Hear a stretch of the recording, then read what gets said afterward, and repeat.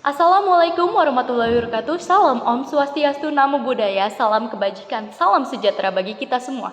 Dewan juri dan rekan-rekan peserta lomba LDBI 2023 yang saya hormati.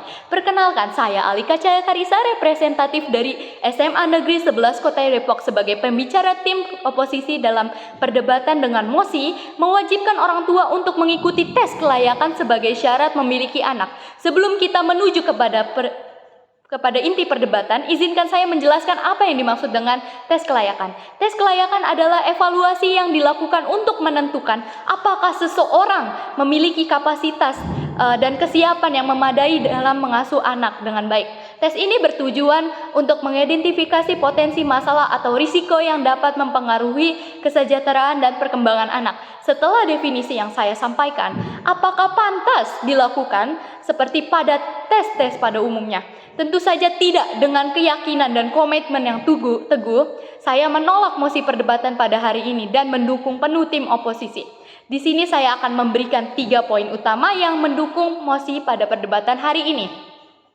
Yang pertama, kebebasan individu. Memiliki anak adalah hak asasi setiap individu dan mewajibkan tes kelayakan sebelumnya adalah campur tangan yang berlebihan dari pemerintah.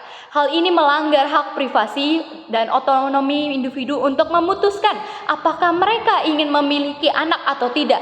Tidak ada otoritas yang seharusnya memaksa seseorang untuk melewati tes tertentu untuk mendapatkan izin memiliki anak. Dalam konteks kebebasan individu memperbolehkan setiap orang untuk memutuskan apakah mereka ingin memiliki anak atau tidak adalah prinsip yang sangat mendasar. Dalam masyarakat yang demokratis, setiap individu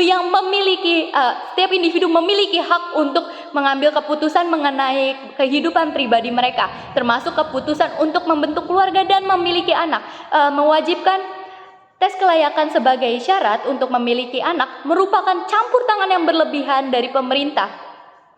Ini mencerminkan adanya kontrol yang berlebihan terhadap kehidupan pribadi dan keintiman seorang individu. Memiliki anak adalah hak asasi yang tidak boleh dirampas oleh otoritas manapun, dan mewajibkan tes kelayakan berarti memberikan kekuasaan yang tidak proporsional kepada pihak yang mengatur tes tersebut. Dewan juri yang terhormat, tidak ada otoritas yang seharusnya memaksa seseorang untuk melewati tes tertentu untuk mendapatkan izin dalam memiliki anak.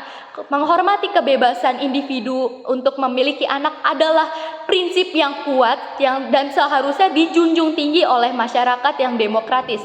Berdasarkan Undang-Undang Dasar 1945 Pasal 28B Ayat 1 yang berisikan bahwa setiap orang berhak membentuk keluarga dan melanjutkan keturunan melalui perkawinan yang sah. Kita harus memastikan bahwa hak-hak individu termasuk hak untuk memiliki anak dilindungi dan dihormati. Menghormati kebebasan individu dalam memutuskan apakah mereka ingin memiliki anak atau tidak adalah landasan yang penting dari prinsip-prinsip kebebasan dan hak asasi manusia.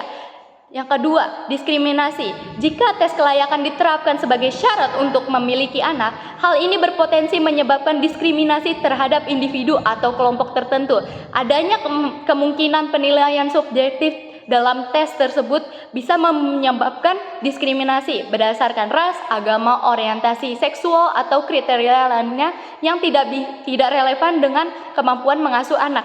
Hal ini bertentangan dengan prinsip-prinsip kesetaraan dan keadilan yang seharusnya dijunjung tinggi. Diskriminasi merupakan salah satu kekhawatiran yang sangat serius terkait dengan penerapan tes kelayakan sebagai syarat untuk memiliki anak. Ketidakpastian dan subjektivitas dalam penilaian tes kelayakan dapat memberikan celah bagi diskriminasi berdasarkan faktor-faktor yang tidak relevan dengan kemampuan seseorang dalam mengasuh anak.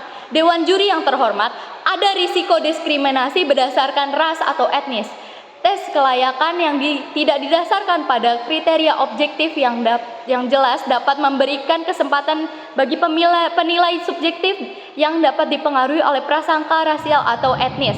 Hal ini dapat mengakibatkan perlakuan yang tidak adil terhadap individu atau kelompok tertentu yang pada akhirnya melanggar prinsip kesetaraan itu harus kita junjung tinggi. Selain itu, apabila masyarakat yang memiliki penghasilan di bawah rata-rata, apakah tidak diperkenankan memiliki seorang anak?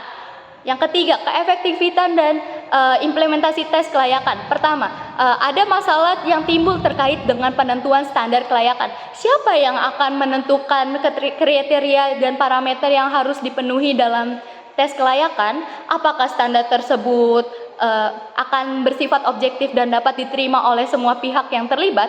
Kekhawatiran ini muncul karena standar yang tidak jelas atau terlalu subjektif dapat menimbulkan ketidakadilan dan ketidakpastian. Risiko penilaian berdasarkan asumsi atau prasangka tertentu akan menjadi lebih besar dan bertentangan dengan prinsip-prinsip keadilan yang harus kita jaga. Dewan juri yang terhormat, tes kelayakan juga memicu stigma dan tekanan psikologis yang tidak perlu pada calon orang tua. Mereka akan merasa diperiksa dan dinilai secara menyeluruh yang dapat menciptakan lingkungan yang tidak nyaman dan menimbulkan kecemasan. Ini dapat mengganggu hubungan keluarga dan meningkatkan stres sehingga berdampak negatif pada kesejahteraan emosional dan psikologis calon orang tua. Dewan juri yang terhormat, bahwa tes kelayakan sebagai syarat memiliki anak dapat menjadi sangat sulit dalam implementasinya. Keefektifan dan efisiensi proses perlu diperhatikan secara serius. Pertimbangan akan sumber daya yang dibutuhkan, standar kelayakan yang adil, dan pengaruh psikologis pada calon orang tua perlu dipertimbangkan dengan cermat. Oleh karena itu, saya sebagai tim oposisi menegaskan kembali bahwa mewajibkan orang tua untuk mengikuti tes kelayakan sebagai syarat memiliki anak adalah tindakan yang tidak perlu dilakukan karena melanggar hak asasi manusia dan dapat menyebabkan diskriminasi serta tidak efektif. Sekian, terima kasih. Wassalamualaikum warahmatullahi wabarakatuh.